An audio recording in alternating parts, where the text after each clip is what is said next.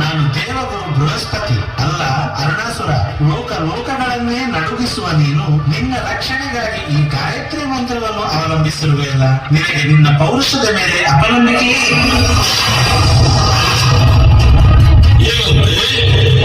ನನ್ನ ಪೌರುಷದ ಮೇಲೆ ನನಗೆ ಅವಲಂಬಿಕೆ? ತ್ರಿಲೋಕ ಭಯಂಕರನಾದ ನನಗೆ ಯಾವ ಮಂತ್ರದ ಅಭಯವೂ ಬೇಕಿಲ್ಲ. ಈಗಲೇ ಗಾಯತ್ರಿ ಮಂತ್ರವನ್ನು ತ್ಯಜಿಸುತ್ತೇನೆ. ಎಲೈ ಆದಿಶಕ್ತಿಗೆ, ಗಾಯತ್ರಿ ಮಂತ್ರದಿಂದ ವಿಮುಖನಾದ ಮಾತ್ರಕ್ಕೆ ನನ್ನನ್ನು ಬಲಹೀನನೆಂದುಕೊಂಡೆಯ?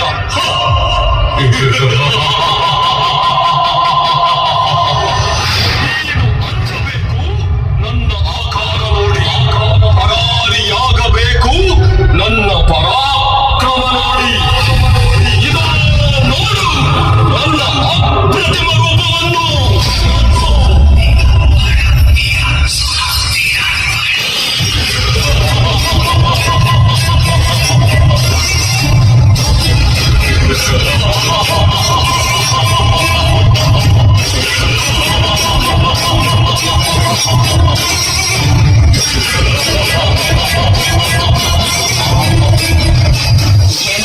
ದುಷ್ಟ ದಾನವ, ನಿನ್ನಂತೆ ಅಬ್ಬರಿಸಿ ಬೊಬ್ಬಿನ ಅದೆಷ್ಟೋ ದೈತ್ಯ ದಾನವರನ್ನು ಮಟ್ಟ ಹಾಕಿದ ಈ ಮಹೇಶ್ವರಿಯ ಮುಂದೆ ನಿನ್ನ ಪ್ರತಾಪವೇ? ನನ್ನ ಶಕ್ತಿಯ ಅರಿವಿಲ್ಲದೆ ಆರ್ಭಟಿಸುತ್ತಿರುವೆಯಾ? ಮಹಿಷಾಸುರನ ಅಟ್ಟಹಾಸವನ್ನು ಅಡಗಿಸಿದ ಮಹಿಷ ಮರ್ದಿನಿಯೂ ನಾನೇ. ದುರ್ಗಮಾಸುರನ ದುರಹಂಕಾರವನ್ನು ಧಮಿಸಿದವಳು ನಾನೇ. ಇದೀಗ ಅಲ್ಪ ಬರವ ಅಹಂಕಾರದಿಂದ ಅಮರನೆಂದು ಬೀಗುತ್ತಿರುವ ನಿನ್ನ ಭ್ರಮೆಯನ್ನು ಭಗ್ನಗೊಳಿಸುವ ಭ್ರಮರಾಂಬಿಕೆಯೂ ನಾನೇ. ಇದು ನೋಡು ನಿನ್ನ ಮೃತ್ಯು ರೂಪ. ಭ್ರಮರ, ಭ್ರಮರಿ, ಭ್ರಮರಾಂಬಿಕೆ.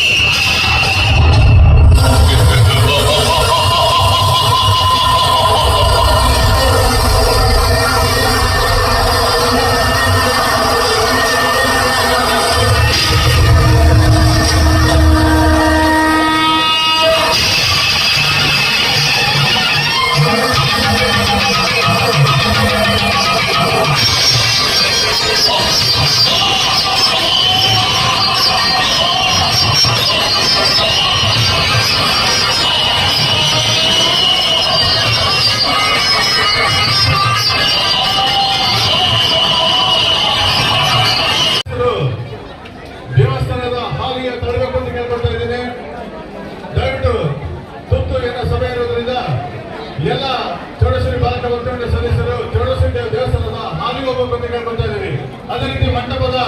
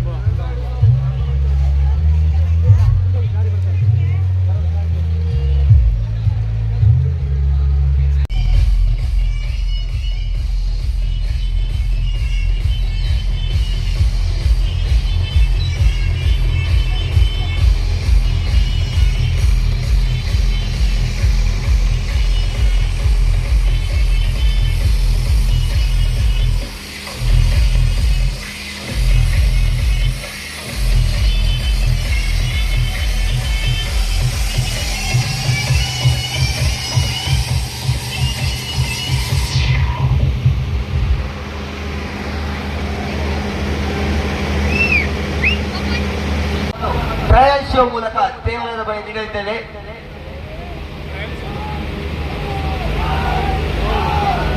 ಚಾಲನಾ ಸಮಿತಿ ಆಯುವಳಿ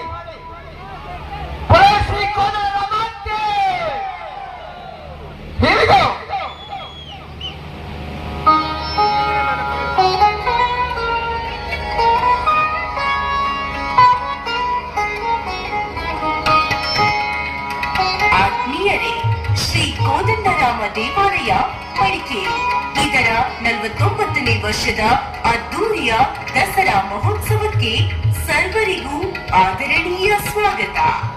ಈ ಬಾರಿ ಮಂಟಪದಲ್ಲಿ ಭಕ್ತಿ ಪ್ರಧಾನವಾದ ಸ್ವಾಮಿ ಮಣಿಕಂಠನಿಂದ ಮಹಿಷಿಯ ಶಾಪ ವಿಮೋಚನೆ ಎಂಬ ಕಥಾಭಾಗವನ್ನು ಅಳವಡಿಸಿಕೊಳ್ಳಲಾಗಿದೆ. ದೇವತೆಯಿಂದ ಹತನಾದ ಮಹಿಷಾಸುರನ ಸಾವಿನ ಸುದ್ದಿಯನ್ನು ತಿಳಿದ ಅವನ ತಂಗಿಯಾದ ಮಹಿಷಿಯು ತನ್ನ ಅಣ್ಣನ ಸಾವಿನ ಪ್ರತೀಕಾರಕ್ಕಾಗಿ ಬ್ರಹ್ಮನನ್ನು ಕುರಿತು ಘೋರ ತಪಸ್ಸು ಮಾಡಿ ನಂತರ ಹರಿಹರ ಪುತ್ರನಿಂದ ಮಾತ್ರ ಸಾವು ಬರುವಂತೆ ವರ ಪಡೆದುಕೊಳ್ಳುತ್ತಾಳೆ. ಅದರಂತೆ ಹರಿಹರ ಪುತ್ರನ ಜನನವಾಗುತ್ತದೆ. ಹರಿಹರ ಪುತ್ರ ಮಣಿಕಂಠನು ಮಹಿಷಿಯನ್ನು ಸಂಹರಿಸಿ ಲೋಕ ಕಲ್ಯಾಣವನ್ನುಂಟು ಮಾಡುತ್ತಾನೆ. ಇದೀಗ ನಿಮ್ಮ ಮುಂದೆ ಸ್ವಾಮಿ ಮಣಿಕಂಠನಿಂದ ಮಹಿಷಿಯ ಶಾಪ ವಿಮೋಚನೆ.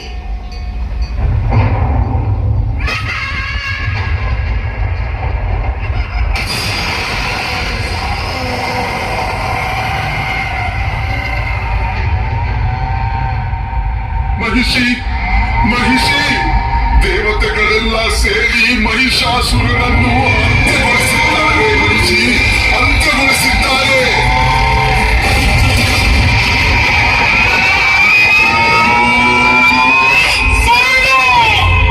ಮಹಿಷಾಸುರ ಎಂದರೇನು? ಅವನ ಸಾವು ಎಂದರೇನು? ಯಾರ ಉರಿಗಳನ್ನು ನೋಡಿದರೆ ಬ್ರಹ್ಮ ವಿಷ್ಣು ಮಹೇಶ್ವರನೇ ಹೆದರಿ ಅದೃಶ್ಯನಾಗುತ್ತಿದ್ದನೋ, ಯಾರ ಧ್ವನಿಯನ್ನು ಕೇಳಿದರೆ ಅಷ್ಟದಿಕ್ಪಾಲಕರೇ ದಿಕ್ಕಾಪಾಲಾಗಿ ಓಡುತ್ತಿದ್ದನೋ, ಯಾರ ಆಕ್ರೋಶ ಕಂಡರೆ ಇಂದ್ರನ ವಜ್ರಾಯುಧವೇ ಜಾರಿ ಬೀರುತ್ತಿತ್ತೋ, ಅಂತಹ ಮೂರು ಲೋಕದ ವೀರನನ್ನು ಕೊಂದವರು ಯಾರು? ಕೇವಲ ಒಂದು ಹೆಣ್ಣು ಮಹಿಷಿ, ಕೇವಲ ಒಂದು ಹೆಣ್ಣು.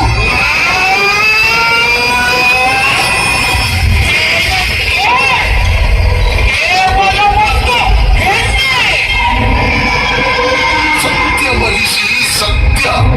ನಿನ್ನ ಅಣ್ಣನನ್ನು ಸಂಹರಿಸಲೆಂದೇ ದೇವತೆಗಳೆಲ್ಲ ಸೇರಿ ಅಪೂರ್ವ ಸೌಂದರ್ಯವತಿಯಾದ ಹೆಣ್ಣೊಂದನ್ನು ಸೃಷ್ಟಿಸಿ ಅದಕ್ಕೆ ತಮ್ಮ ಶಕ್ತಿಗಳನ್ನೆಲ್ಲ ಧಾರೆ ಎರೆದು ಯುದ್ಧಕ್ಕೆ ಕಳುಹಿಸಿದರು. ಆ ತ್ರಿಪುರ ಸುಂದರಿಯೇ ನಿನ್ನ ಅಣ್ಣ ಮಹಿಷಾಸುರನನ್ನು ಸಂಹರಿಸಿತು.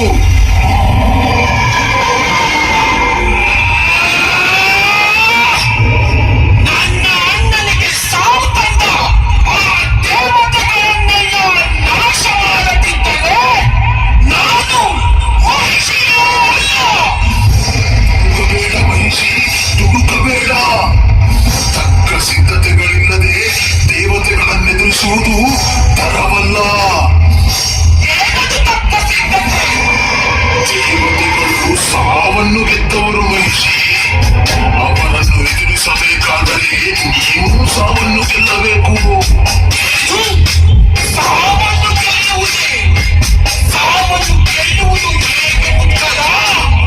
ತಪಸ್ಸನ್ನಾಚರಿಸಿ ವರವನ್ನು ಪಡೆಯುವ ಮೂಲಕ.